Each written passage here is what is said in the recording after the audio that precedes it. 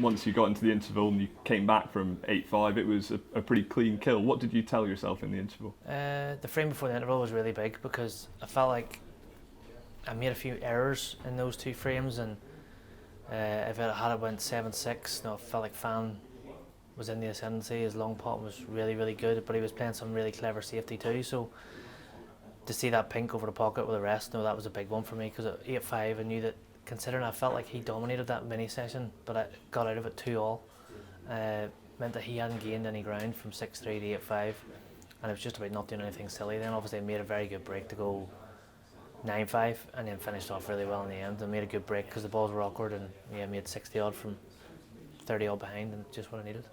Since you were last year, you've done a lot of work on the sort of sports psychology side of snooker. How do you mentally go about approaching this tournament with its importance and the marathon matches that it involves? Well, a bit like just what I said about that mini session, getting the most out of my bad sessions. I was getting outplayed there, and I managed to get 2 each out of it. On another year, another day, that would have been sort of 3-1, and then it's 7-6 and game on. So I felt like I handled that pretty well. And even with all the distractions, that you don't normally encounter in snooker, I felt like mentally I was really just ready for anything. So the work that me and Paul have done the last sort of 10-11 months have stood me in good stead. And even coming in, I practiced a little differently. I actually took my foot off the gas the last week and just tried to dial it back a little bit. Whereas normally I try and do 7-8 hours a day, and maybe come Sheffield you don't have a lot left. So I feel like I've conserved a lot of energy leading up to this.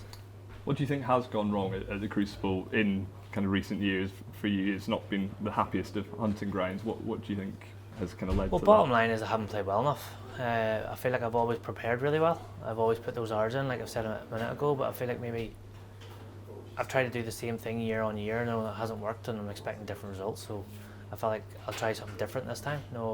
Even doing a bit of commentary during the tournament. I know some people sort of criticise me for that, but I feel like I need to try something different to try and break the monotony of not going well here. Even in my preparation, like with only doing a few hours here and there leading up to it, I feel a lot more fresh, and I'm very relaxed this time. Obviously when you're out there you're a bit edgy, settling down into any match, but in general I'm just a lot more relaxed about the World Championships this year than I've been any other year. Yeah, you see, you've maybe done not quite as much practice. I'm sure you saw the comments from Luca Brissell saying he'd not done very much. No, I'm not to that extent. I can't get away with that. I need to be doing my work, but no, I was still doing my 5-6 hours every day until probably last Monday, and then just speaking with everyone close to me that I really sort of value their opinion.